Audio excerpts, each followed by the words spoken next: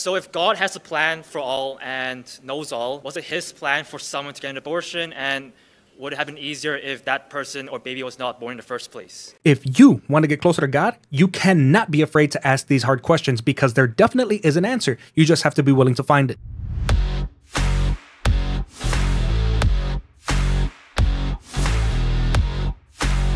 What's up, guys? Welcome back to the Cross Unit. I'm your host, Brother Maverick, and before I forget, because I always do, please don't forget to hit that like button, hit the sub button if you haven't already, click that bell for event notifications so you never miss another video, and hit that join button if you absolutely love what you see. Now, today we have a college kid who had some really hard questions and really good questions for Dr. Frank Turek about God and his judgments. But unlike a lot of these encounters, this college student was actually interested in having a good faith conversation instead of trying to get an aha moment that they never actually get anyway. So let's jump into it, and as usual, you will catch my thoughts on the other side. Let's man up. My name is Anthony. Anthony, go ahead. I have a question about free will. Yes. So if God has a plan for all and knows all, let's just use abortion as an example. Was it his plan for someone to get an abortion, and would it have been easier if that person or baby was not born in the first place?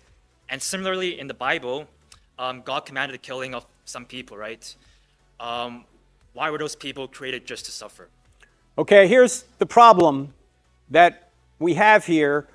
It's a counterfactual claim to say that if those people never existed, things would be better now. There's no way of knowing that. See, there's something that we all experience called the ripple effect, that everything that occurs today ripples forward to affect trillions of other events and probably billions of people. We can't always trace those ripples. In fact, let me give you an illustration of this. A number of years ago, I was at Michigan State University, and there was an atheist in the audience who, I knew he was an atheist because he sat through the entire 2-hour presentation looking like this. I mean, he didn't crack a smile once, and I had some pretty good jokes in there.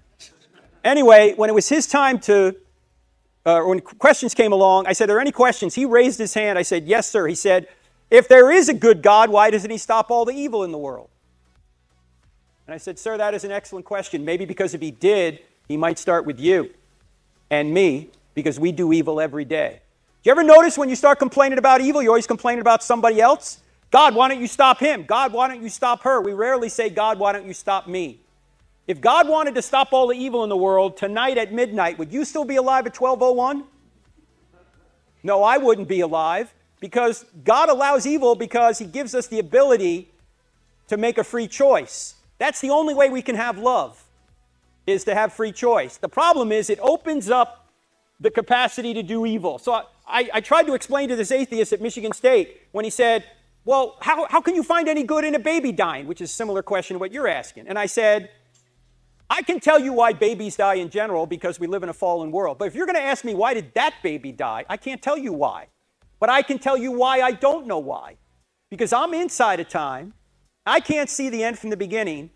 God is outside of time. He can see how it all fits together. Maybe this baby dying today ripples forward to affect trillions of other events and choices, to the point that 500 years from now, a great evangelist rises up and saves millions of people. Can I track all that? No, I can't track it all, but God can. This is why God says to Job, just trust me. Just trust me. I can't see the end from the beginning, but God can. In fact, you could probably look back at your own lives and see bad things that happened, and you went, God, why did you allow that to happen? And now you're looking back going, actually, that turned out to be good in at least one respect, right?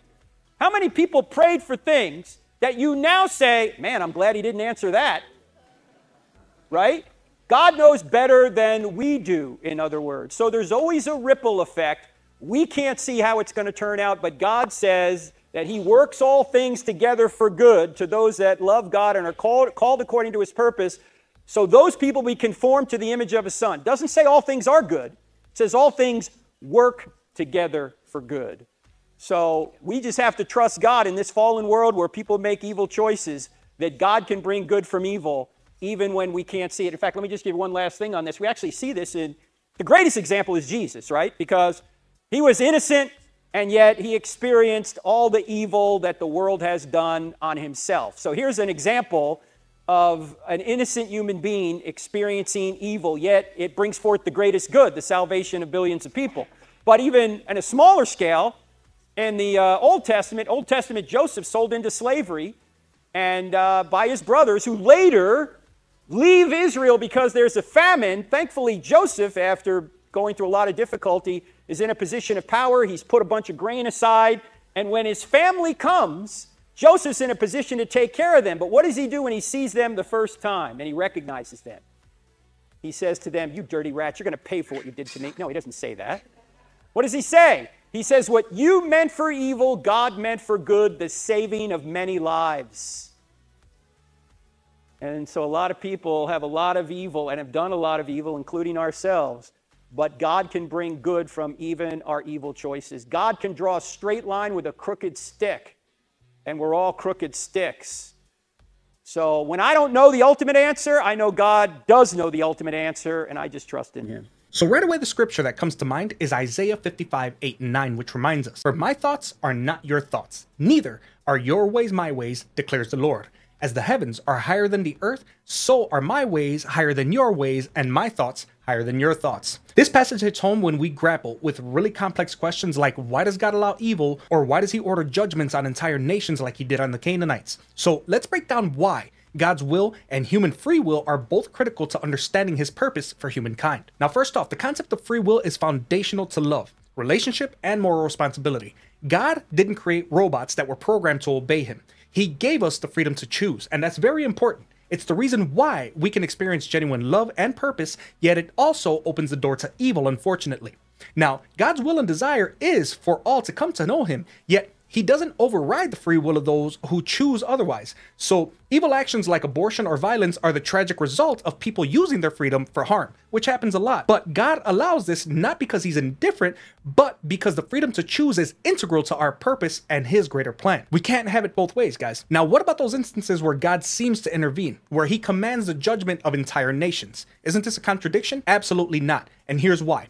When God orders judgment, it's never impulsive. It's based on his pure justice. In the case of ancient nations, these were societies steeped in depravity, things like child sacrifice, oppression, and practices that utterly defied God's design. His judgments are surgical. They're aimed at preserving his people and stopping corruption from consuming others. God, knowing the hearts and choices of these nations, like the nation of Canaan, he saw that they would never turn from their ways. So his intervention was both just and merciful, especially for those that would have continued to suffer at the hands of these detestable societies. But here's where the ripple effect comes into play. Every choice, good or bad, influences countless others. Just as the tragedy of the cross brought salvation, or Joseph's suffering led to the preservation of Israel, God uses even the most evil choices for good. Now, we may not understand why certain evils are permitted, but we trust that God sees the full picture. We know that he does. His plan can bring unimaginable good out of the darkest circumstances, even if we don't immediately see it. In a world where free will often leads to pain, God's promise remains. He works all things together for good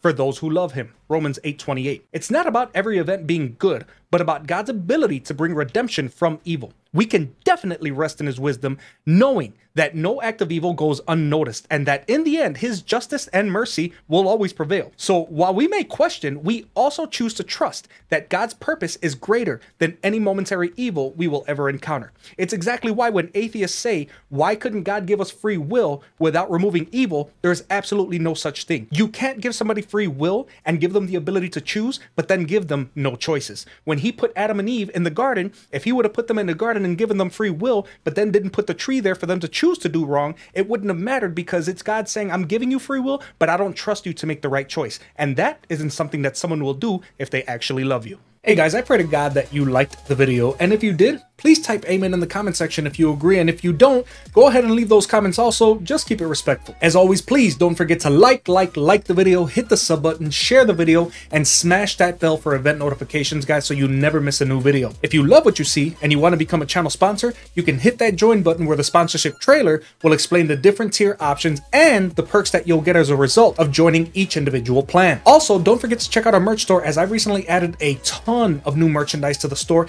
and I would love to see nothing more than to see some of you guys wearing the Cross Unit logo out there in the wild. Lastly, the link to my Buy Me a Coffee is there as well. Of course, you're not required to do any of that. Just having you here with me is more than enough, and I am extremely grateful to God for your fellowship. As always, guys, be safe, be good, and be blessed. Remember that Jesus is King and the literal only way to heaven. So for those of you who haven't started a relationship with him yet, please consider it, because when he comes back for his people, it's gonna happen just like this.